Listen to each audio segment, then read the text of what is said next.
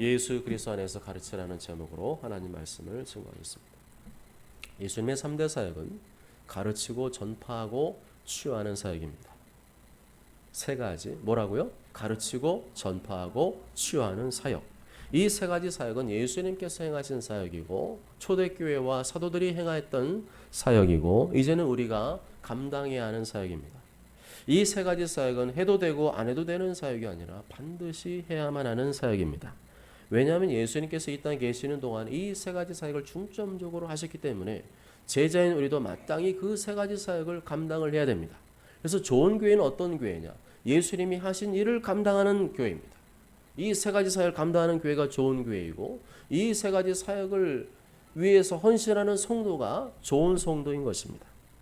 마태복음 4장 23절에 예수께서 온 갈릴리에 두루 다니사 그들의 회당에서 가르치시며 천국 복음을 전파하시며 백성 중에 모든 병과 모든 약한 것을 고치시니, 예수님께서는 천국 복음을 전파하시고 수많은 병자들을 고치시고 귀신들을 쫓아내시면서 가르치는 사역을 항상 병행하셨습니다. 이 사역들은 단독적인 사역, 따로국밥 사역이 아니라 항상 이 사역들을 감당하실 때마다 가르치는 사역을 병행하셨습니다. 병자들을 고치면서 대화를 통해 가르치셨고 귀신을 쫓아내시면서도 대화를 통해 가르치셨고 복음을 전파하시면서도 하나님 나라 일에 대해서 가르치셨습니다. 예수님께서는 이렇게 치유, 축사 또 복음을 전파하시면서도 항상 가르치는 것을 염두에 두고 사역을 진행하셨습니다. 예수님은 항상 그런 병든 사역들, 병든 자를 고치는 사역, 귀신 축사하는 사역, 이런 사역들을 할 때마다 항상 염두에 두신 것이 뭐냐면 가르치는 것이었습니다. 가르쳐서 하나님이 원하신 사람으로 만들기를 원하셨습니다. 그냥 병 고침 받고 귀신 쫓김 받고 깨끗해지고 건강하게 사는 것이 하나님이 원하신 목적이 아니라 예수님의 최종 목적은 그렇게 건강해지고 회복되고 그 다음에는 가르쳐서 지키게 하는 예수님의 제자가 되기를 원하셨던 것입니다. 그렇다면 교회가 성도를 예수님의 제자로 만들어야 되는데 예수님의 제자로 만들려면 무엇을 해야 됩니까? 예수님처럼 항상 가르치는 일에 힘써야 됩니다. 이것저것 하면서도 가르쳐야 됩니다. 바쁘고 분주한 중에도 항상 가르쳐야 됩니다. 그렇지만 가르치는 사역은 단순히 가르치는 것만을 의미하지는 않습니다. 성경을 공부하는 것, 그게 가르치는 사역이 아닙니다. 배운 말씀을 지키는 데까지 가는 것이 가르치는 사역입니다. 내가 너에게 분부한 모든 것을 가르쳐 지키게 하라. 예수님께서는 가르치는 사역에 대해서, 교육 사역에 대해서 말씀하시면서 가르치는 것이 끝이 아니라 지키게 하라 말씀하셨습니다. 디모데후서 1장 13절에 너는 그리스도 예수 안에 있는 믿음과 사랑으로서 내게 들은 바 바른 말을 본받아 지키고, 사도 바울은 바로 예수님 말씀을 그렇게 이해하고 하나님 말씀을 전하였습니다. 가르친다는 것은 지키는 것이다. 지키는 데까지 가는 것이 교육사역이다. 그렇게 말씀했습니다. 결국에는 말씀을 지키는 사람이 제자이지 아는데 그치는 사람은 제자가 아니라는 겁니다. 우리는 예수님 믿음으로 하나님의 자녀가 되었고 구원을 얻게 되었습니다. 영생을 얻게 되었고 영원한 주님의 나라를 이제는 들어갈 수 있게 되었습니다. 하나님의 주권적인 선택과 부르심, 하나님의 전적인 은혜와 선물로 그것을 얻게 되었습니다. 그러나 그것으로 모든 것이 끝났다고 생각해서는 안 됩니다. 그렇게 생각하는 사람들이 구원파입니다. 구원파는 예수님 믿고 복음을 듣고 깨닫고 이제는 우리가 의인이 되었으니까 우리가 어떻게 살아도 아무렇게나 살아도 우리는 구원받은 백성이다. 이렇게 얘기를 합니다. 그러나 그것은 잘못된 가르침입니다. 예수님 분명히 가르쳐 지키게 하라 말씀하셨습니다. 우리는 구원받은 이후로 이제 신입생이 되었습니다. 이제 초등학교 1학년이 된 것입니다. 초등학교 1학년이 나는 다 배웠다 말한다면 그걸 누가 인정할 수 있겠습니까? 우리는 계속해서 주님께서 부르신 날까지 이 땅의 모든 수고와 여러 가지 감당해야 될 사역을 마치고 갈 때까지, 그때까지 우리는 계속해서 말씀을 듣고 지켜야 됩니다. 행함이 없는 믿음은 죽은 믿음입니다. 행함이 없는 제자는 죽은 제자입니다. 죽은 믿음, 죽은 제자가 어떻게 천국에 들어갈 수 있습니까? 야고보 2장 14절에 내 형제들아 만일 사람이 믿음이 있노라 하고 행함이 없으면 무슨 유익이 있으리요? 그 믿음이 능히 자기를 구원하겠느냐? 행함이 없는 사람, 자기 마음대로 사는 사람은 제자가 아니고 그런 사람이 구원받을 수 있겠느냐는 것입니다. 예수님께서 나의 죄를 대신하여 십자가에 피 흘려 죽으신 은혜를 받은 사람이 어떻게 예수님 뒤통수 때리며 살 수 있으며 어떻게 말씀과 상관없이 자기 마음대로 살 수 있느냐는 겁니다. 내 영혼이 지금 어디로 가는지 정신줄을 놓치고 있다는 겁니다. 말씀을 지켜서 행하도록 하는 가장 좋은 방법은 끊임없이 가르치는 겁니다. 성도들이 정신줄을 놓치지 않도록 끊임없이 가르치고 선포해서 바른 길, 생명의 길, 의의 길, 천국 길로 가도록 만들어야 됩니다. 이를 극대화하기 위해서는 세상의 방법도 동원할 수 있어야 되겠죠. 우리 교회는 이를 위해서 카톡을 이용하고 있습니다. 카톡방을 죄진 데 쓰면 죄의 도구가 되지만 카톡방을 은혜의 도구로 사용하면 은혜의 통로가 될 수가 있습니다. 아시다시피 우리 교회에서는 교회학교 큐티 카톡방, 주삼 큐티 카톡방, 교회 단톡방에서는 매일같이 성경을 한 장씩 읽을 수 있는 영상과 또 우리 신앙에 유익한 내용들을 올리고 있고 새벽 기도에 부득이하게 어쩔 수 없이 못 나오는 분들을 위해서 새벽 설교, 수요 설교 이런 설교들을 계속해서 끊임없이 올리고 있습니다.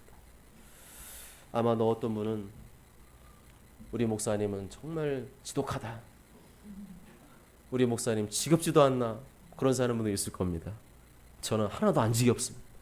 저는 여러분들을 영적으로 괴롭히도록 푸는 말은 하나님의 사람이기 때문에 저는 여러분들이 곡소리가 날 때까지 지겨워 죽겠네 할 때까지 그렇게 귀찮게 하게 만드는 것이 저의 사명입니다. 운동 코치가 선수를 내버려둔 경우가 있습니까? 니들 마음대로 하라 하는 경우가 있습니까? 운동선수는 코치는 운동선수가 메달을 딸 수 있도록 계속해서 칭찬과 격려, 칭찬과 격려, 당근과 채찍, 당근과 채찍. 그래서 훌륭한 선수로 만드는데 목적 있는 것처럼 저도 여러분들을 영적 코치로서 그렇게 계속해서 카톡뿐만 아니라 더 센 게 나오면 근룡에서 여러분들을 계속해서 영적으로 고통스럽게 할 각오가 돼 있습니다. 사람이 하루아침에 바뀌지 않습니다. 설교 몇 번 들었다고 바뀌지 않습니다. 성경 백독 천도간 분들 봤는데요. 안 바뀌었더라고요. 시간이 필요합니다. 시간이 필요합니다. 들었다고 바로 그게 적용되던가요? 듣고서도 까먹기도 하고 어떤 기회나 사건을 통해서 정신이 번쩍 나서 한 가지씩 바꾸어지고 변화되기 시작합니다. 몇 년이 지나면 조금 바뀌고 몇 년이 지나면 조금 바뀌고 그렇습니다. 그래서 우리 자녀를 대할 때 너무 성급하게 자녀를 교육시키려 해서는 안 됩니다. 우리 자녀 하나님 말씀을 가르칠 때 길게 보셔야 돼요. 내가 다그치고 잔소리한다고 바로바로 바뀌고 변화되지 않습니다. 바로바로 바뀌고 변화된다면 그 아이는 지금 뭔가 그 속에 불만이 있을 겁니다. 계속 기다려주고 사랑으로 권면하고 격려해주고 칭찬해주고 때로는 당근도 좀 먹여주면서 우리 아이가 좋아하는 것도 약간은 협상도 해가면서 하나님 말씀을 가까이 할 수 있도록 해줘야 됩니다. 그래서 유대인들은 자녀들에게 어린 자녀들에게 말씀을 읽히려고 할 때 애들이니까요. 뭐 책을 좋아하겠어요. 그럴 때 말씀에다가 어떻게 하는 줄 아십니까? 꿀을 발라줍니다. 꿀을 냠냠 먹다가 거기는 말씀 보는 거예요. 여러분 우리 자녀들 그렇게 해줘야 됩니다. 말씀으로 가르치기 위해서 투자하는 돈은 전혀 아까운 것이 아닙니다. 교육하고 바른 길로 가도록 거기에 필요한 어떤 물질을 투자하는 것은 절대로 그건 낭비가 아닙니다. 우리 자녀들이 말씀을 먹을 수만 있다면 우리 자녀들이 좋아하는 것들을 해주면서 선물도 주면서 그렇게 지혜롭게 이끌어야 될 줄 믿습니다. 저는 빗물이 계속 떨어지면 바위에 구멍을 낼 수 있다는 믿음을 가지고 여러분들에게 말씀을 전하고 있습니다. 그런 믿음으로 카톡방에 분명히 안 보는 사람도 있을 거예요. 숫자 제가 다 보고 있는데 숫자 찍힌다고 다 보겠어요? 끝까지 얼마나 싫은 사람은 싫겠어요. 그렇지만 저의 마음 중심을 이해해 주십시오. 여러분 싫어서 그런 게 아니고요. 귀찮게 하려고 하는 게 아니라 여러분들의 영혼이 살아날 수만 있다면 이렇게 해서라도 여러분들을 일깨우기 위한 저의 충정으로 받아주시길 바랍니다.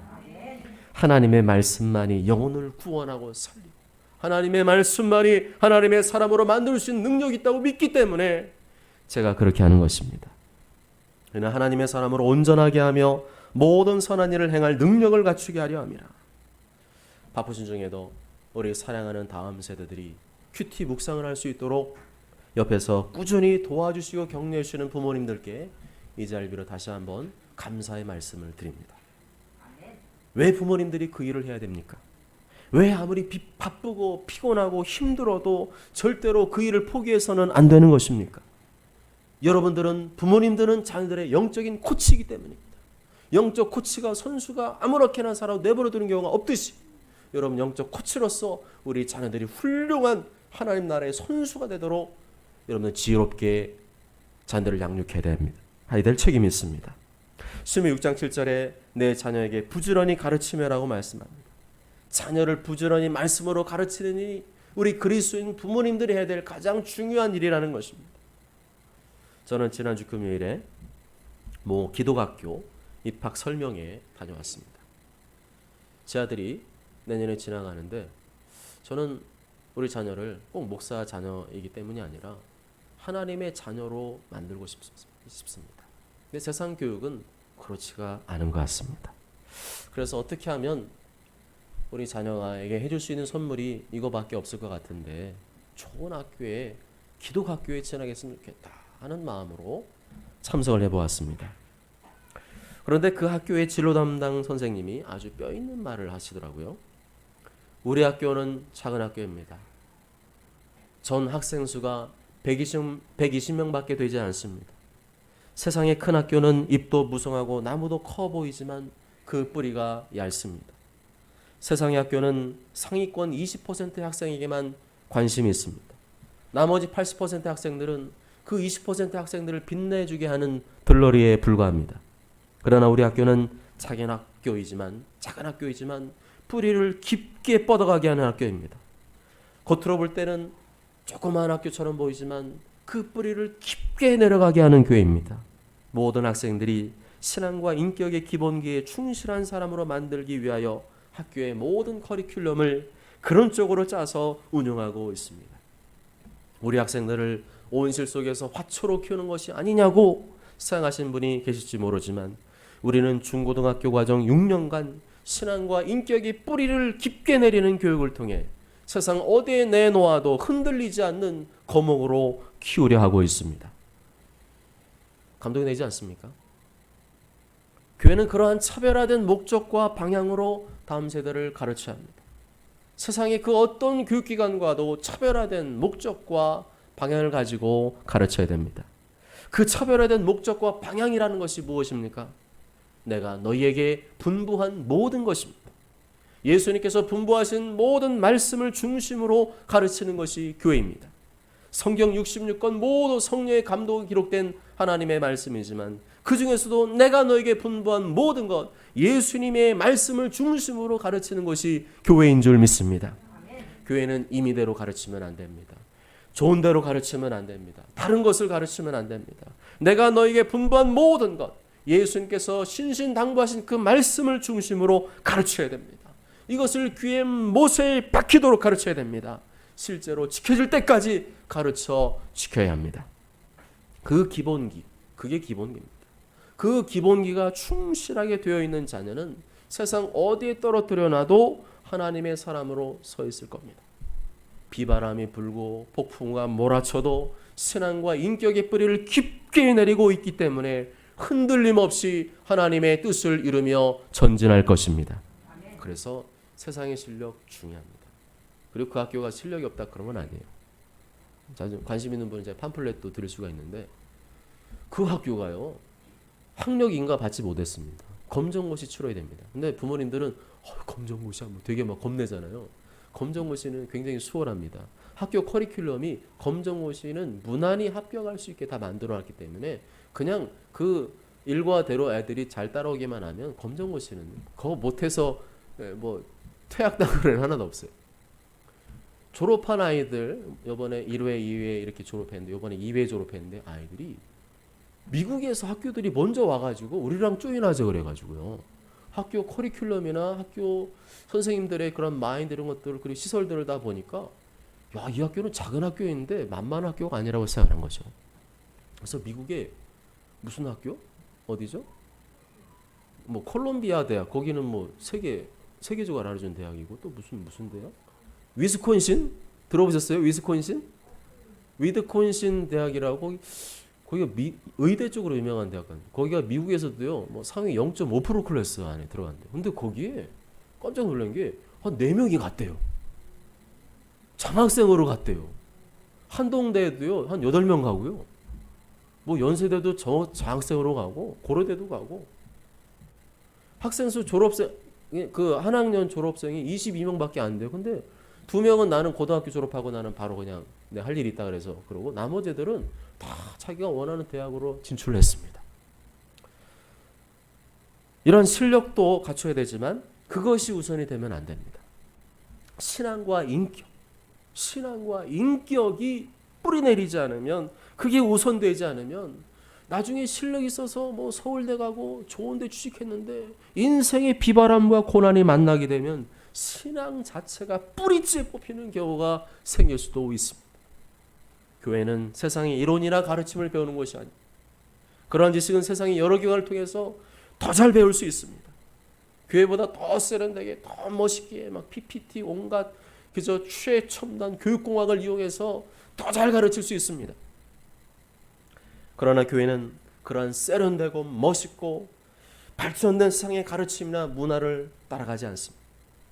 그런 것들이 교회사역이 필요하다면 적절히 이용할 수는 있겠지만 그것 때문에 그것이 결코 한 영혼을 구원하고 새롭게 한다고 변화시킬 수 있다고 생각하지 않습니다. 오히려 그런 것에 마음 뺏기고 동경하고 따라하게 되면 영혼은 점점 죽어가게 됩니다. 겉모양은 세련되고 화려하고 멋져 보일지 모르지만 영혼은 점점 병들어가고 힘이 없고 죽어가게 됩니다.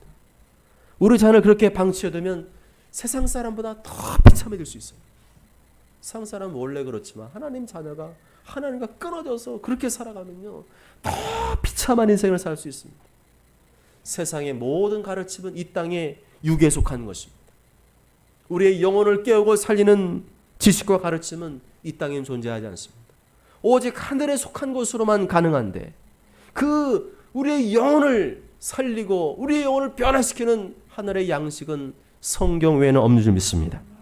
성경 말씀은 인간의 언어로 되어 있지만 성령의 감동으로 루아흐 그래서 하나님의 숨결로 기록된 하나님의 말씀 영혼의 양식입니다.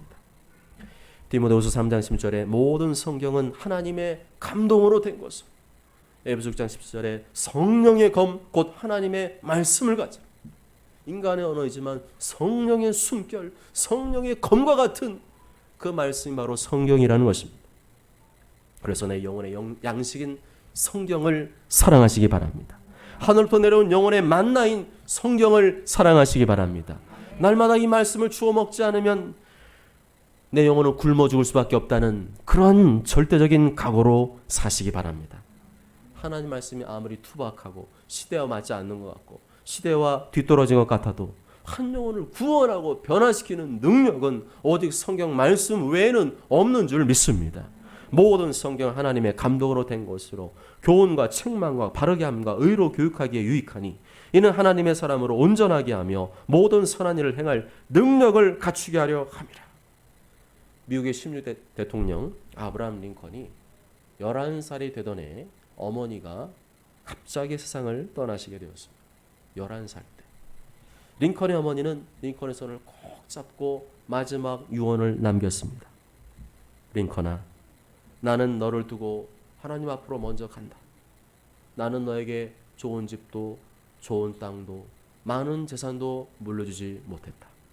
그러나 나는 너에게 이 성경책 한 권을 유일한 유산으로 주고 간다. 너는 평생 이 가운데 있는 말씀을 보배로 삼고 재산으로 삼고 양식으로 삼아 이 교훈대로 살아가거라. 그러면 내 길이 형통할 것이다. 링컨은 11살 때 들었던 말씀이죠. 평생 떠나지 않겠죠. 어머니 유언대로 성경을 읽고 묵상하고 그 교훈대로 살기에 힘썼고 마침내 링컨은 미국의 16대 대통령으로 당선되어 흑인들을 노예 제도에서 해방시키는 큰 일을 하게 되었습니다. 링컨을 대통령으로 만든 것은 하나님의 말씀이었습니다. 성경 말씀이 링컨을 대통령으로 만들었습니다. 성경 말씀 읽고 묵상하는 동안에 성령께서 그 어린 링컨의 마음을 감동하셨고 계속해서 그 영혼을 통하여 미국 땅을 이끌어가는 대통령으로 만들고자 하는 그 꿈을 성경을 통해서 심어주신 것입니다. 그리고 그렇게 성경을 읽고 묵상하고 그대로 살았더니 하나님께서 그를 미국의 대통령으로 세우신 것입니다. 할렐루야. 그런데도 하나님 말씀에 관심이 없습니까? 그런데 날마다 말씀 묵상하지 않고 살려고 하십니까? 영혼이 병들어 있는 것입니다. 영혼이 죽어 있는 것입니다.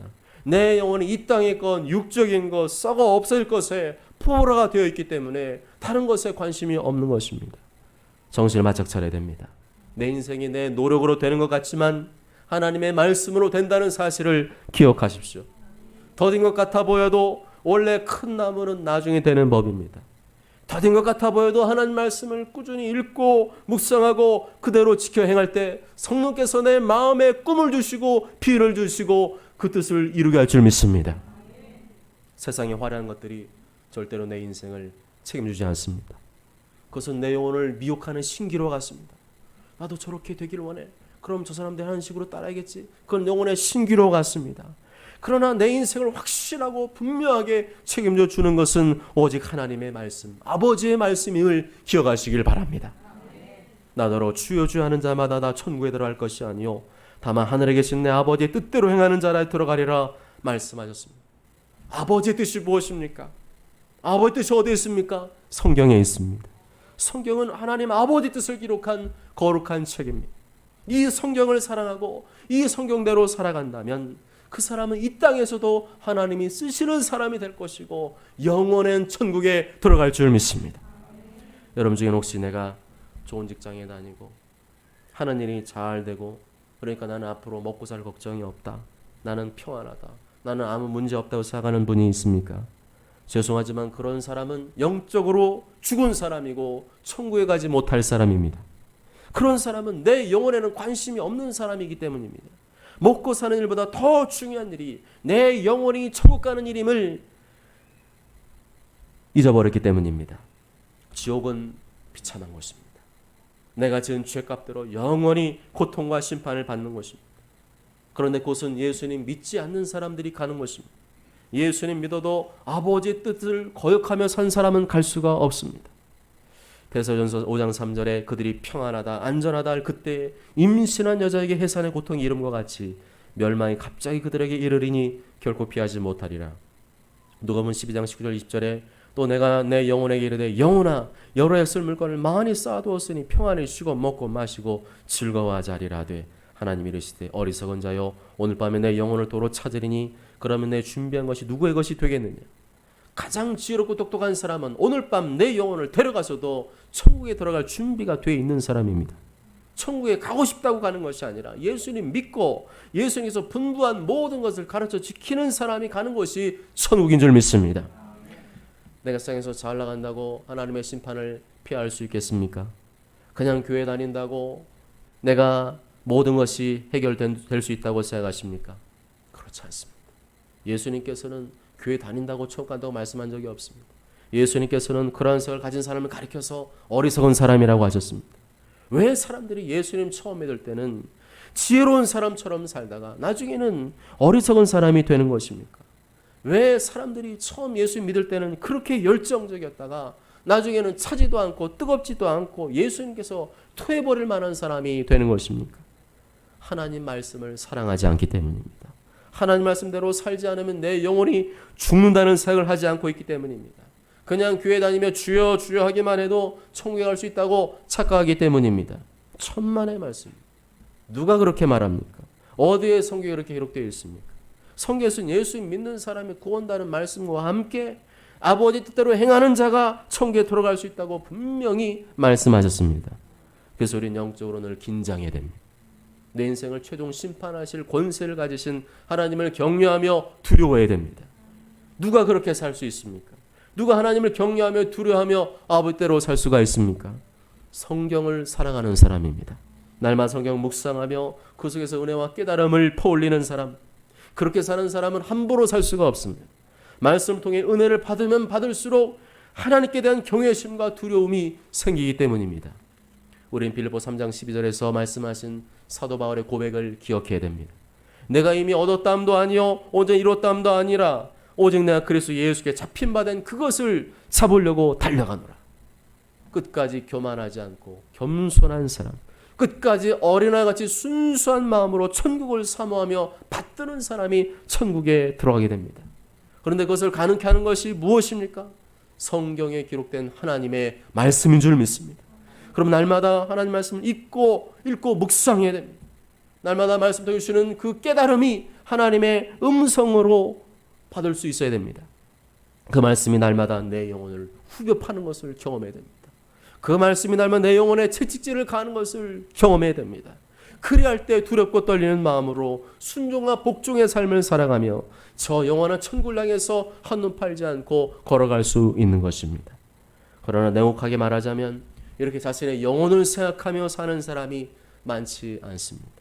사람이 떡으로만 사는 것이 아니라 하나님의 말씀으로 산다는 말씀을 믿으며 사는 사람이 생각보다 많지 않습니다.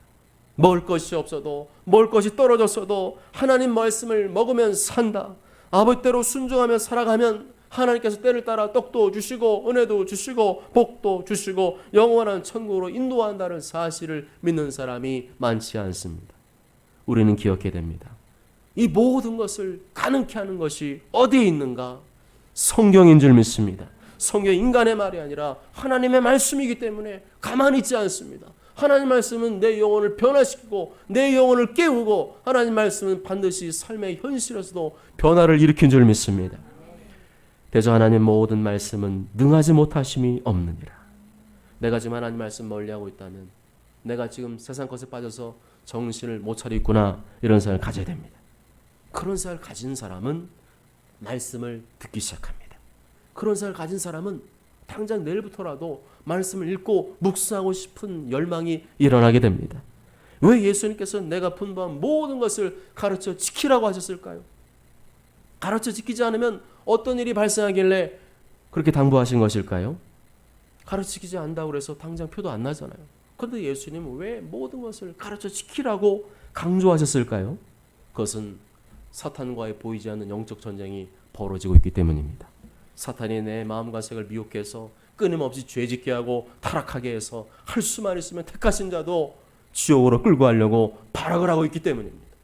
마태복음 4장에 보면 예수님께서 사탄에게 시험을 받으셨습니다. 3가지 시험 받았습니다. 육신의 정욕, 안목의 정욕, 이생의 자랑, 이 3가지 시험을 받으셨습니다. 전부 다 이 땅의 욕심과 정욕과 관련된 것들이었습니다. 요한일서 2장 16절 말씀을 공동번역으로 보면 세상에 있는 모든 것, 곧 육체의 쾌락과 눈의 쾌락을 좇는 것이나 재산을 가지고 자랑하는 것은 아버지께로부터 나온 것이 아니고 세상에서 나온 것입니다라고 되어 있습니다. 육체의 쾌락, 눈의 쾌락, 자기를 높이고 자랑하고 싶은 욕망은 하나님께로부터 온 것이 아니다. 세상으로부터, 땅으로부터 온 것이고 마귀로부터 온 것이라고 말씀합니다. 우리 몸이 무엇으로 만들어졌습니까? 흙으로 만들어졌습니다. 흙으로 만들어졌다는 말은 내 영혼을 그냥 내버려 두면 흙을 따라간다는 거예요. 이 땅의 것, 세상의 것을 따라갈 수밖에 없다는 겁니다.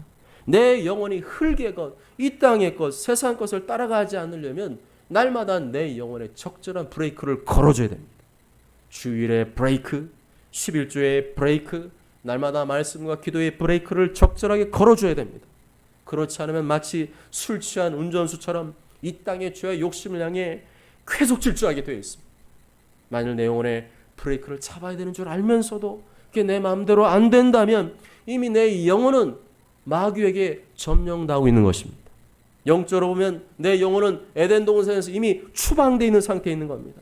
에덴 동산은 기쁨과 감사와 찬양과 행복이 흐르는 곳인데 아담과 하와가 죄짓고 에덴 동산에서 쫓겨난 결과 원망과 불평과 고통과 슬픔의 인생으로 바뀌게 되었습니다. 이런 고통과 불행한 삶을 끊어버리고 다시금 내 영혼을 기쁨과 감사와 찬양과 행복이 흐르는 에덴 동산으로 만들려면 이 죄와 욕심의 원흉인 사단과의 전쟁에서 반드시 승리할 줄 믿습니다. 사탄을 정복하기 위해서는 예수님이 준비하신 것을 준비해야 됩니다. 예수님은 사탄과의 영적 전쟁 시험에서 뭘 준비했습니까? 말씀의 검을 준비했습니다. 시퍼렇게 날선 이 말씀의 검을 꺼내어서 정통으로 사탄의 숨통을 찔러야 됩니다. 사탄의 모가지를 향해 확실하게 휘둘러야 됩니다. 예수님께서 이것을 보여주셨습니다. 예수님께서 말씀의 검을 힘있게 사용하여서 마귀를 꺾고 정복하셨습니다.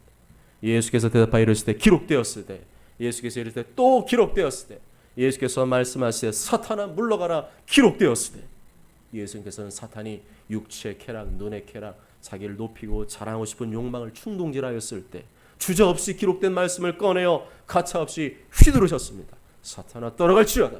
네가 나를 미혹하는구나. 이 땅의 것 세상의 것으로 나를 부추기고 있구나. 인정사정 없이 볼 것 없이 그저 말씀의 검을 휘두르셨습니다. 말씀을 선포하셨습니다. 그 결과 어떻게 되었습니까? 이에 마귀는 예수를 떠나고 천사들이 나와서 수종드니라. 마귀 어떻게 되었다고요? 떠나갔습니다. 물러갔습니다. 마귀를 정복하게 되었고 천사가 와서 수종들게 되었습니다. 천사가 와서 나를 수종들지 않으면 누가 수종드는 거예요? 마귀가 와서 나를 수종들게 됩니다. 마귀가 나를 수종들면 어떤 길로 하겠습니까? 고통과 불행의 길로 이끌어가는 것입니다. 왜 마귀가 떠나갔죠? 무엇 때문에 떠나갔습니까? 말씀의 검에 정통으로 찔려서 떠나갔습니다. 마귀의 시험과 유혹, 이 땅에 저 욕심 물리치는 비결은 바로 기록된 말씀을 정확히 기억하고 선포하는 것임을 보여주셨습니다. 예수님께서는 사탄의 급소를 찌르는 무기가 성령의 검, 하나님의 말씀임을 아셨던 것입니다. 이를 위해 예수님께서는 40일간 금식기도 하셨음을 기억해야 됩니다. 금식기도를 통해 충분한 기도를 통해 성령의 기름 부음이 임한 상태에서 말씀의 검을 휘두르면 마귀가 무서워서 도망치게 되어 있다는 겁니다. 초대교회 안에 문제가 생기자 사도들이 제일 먼저 회복했던 것이 바로 말씀과 기도 사역이었습니다. 말씀과 기도로 준비된 사람은 마귀를 충분히 이길 수 있다는 겁니다. 날마다 깨어서 기도하며 말씀의 검을 준비한 사람은 얼마든지 마귀 요구 왔을 때 말씀의 검을 휘둘러서 정복할 수 있다는 것입니다. 우린 이것을 가르쳐야 됩니다. 내 아들아, 그러므로 너는 그리스도 예수 안에 있는 은혜 가운데서 강하고, 우리가 영적으로 강해져야 사탄을 이길 수 있고 사탄을 이겨야 아버지대로 살 수 있다는 사실을 분명하게 가르쳐 주어야 됩니다. 그런데 영적으로 강해지는 비결, 은혜 가운데 강해지는 비결은 그리스도 예수 안에 있을 때 가능하다 말씀합니다. 그리스도 예수 안에 있다는 말은 진리의 말씀 가운데 있는 것을 말합니다. 기록된 말씀 안에 있는 것을 말합니다. 그런 상태에서 다른 사람들을 가르치는 것이 교회 교육이라는 겁니다. 그냥 가르치는 게 교육이 아니라 이렇게 말씀과 기도로 충분하게 준비되는 사람이 가르치는 것이 교회 교육이라는 것입니다. 그런데 그러한 신앙교육을 누구에게 맡기라고 되어 있습니까? 충성된 사람들에게 부탁하라. 충성되다는 말은 꾸준히 한다는 말입니다. 꾸준히. 무슨 일이 있어도 언제나 변함없이 꾸준히 하는 것을 말합니다. 하다 말다 그러는 사람 말고 한번 맡기면 비가 오나 눈이 오나 바람이 부나 죽을 때까지 묵묵히 감당하는 사람을 말합니다. 교회교육, 신앙교육 아무나 할 수 있지만 아무나 할 수 없습니다. 실력 있다고 능력 있다고 잘하는 게 아니라 비가 오나 눈이 오나 바람이 부나 늘 깨어서 기도하며 말씀을 묵상하는 사람이 내 자녀를 교육할 수 있고 교회에서 다음 세대를 교육할 수 있다는 것입니다. 내가 그런 사람이 될 줄 믿습니다. 교사가 그런 사람 되고 부모가 그런 사람이 되고 할아버지 할머니가 그런 사람이 될 줄 믿습니다. 그러한 모습을 보여주며 신앙교육을 해야 우리 다음 세대들이 은혜 안에서 강하고 영적인 거목으로 충성된 사람으로 성장이 되는 줄 믿습니다. 사랑하는 여러분, 교회 가장 중요한 사역은 가르치는 사역입니다. 치유도 해야 되고 전도도 하면서 계속 가르쳐야 됩니다. 가정에서도 가장 중요한 사역은 가르치는 사역입니다. 부모를 향해서 하나님께서는 네 자녀를 부지런히 가르치라 명령하셨습니다. 예수님께서 나더러 주여 주하는 자마다 다 천국에 들어갈 것이 아니라 하늘에 계신 아버지 뜻대로 하는 자, 분부한 모든 것을 가르쳐 지켜 행하는 자가 잘하야 들어간다 말씀했습니다. 수의 길을 박아놓으셨습니다. 예수 믿어도 자기 마음대로 죄짓고 산 사람은 천국에 못 들어간다는 겁니다. 날마다 철저히 회개하고 죄의 욕망에서 돌이키는 사람이 들어가는 것이 천국이라는 겁니다. 그러한 성도가 한 사람도 없도록 뭐하라는 겁니까? 가르쳐 지키게 하라는 것. 내 영혼의 양식, 사탄 마귀를 정복할 수 있는 강력한 무기, 성령님의 감동, 하나님의 숨결로 기록된 말씀을 부지런히 가르쳐 지키게 하라는 것입니다. 모조리 저런 모두가 나의 죄를 대신 십자가에 피 흘려 죽으신 예수님의 은혜를 받은 자답게 예수님께서 분부하신 모든 것을 가르쳐 지키고 행함으로 이 땅에서 에덴 동산의 축복이 흐르고 영원한 천국에 이르게 되는 하나님의 사람들 되시길 주님의 이름으로 축복합니다. 아멘.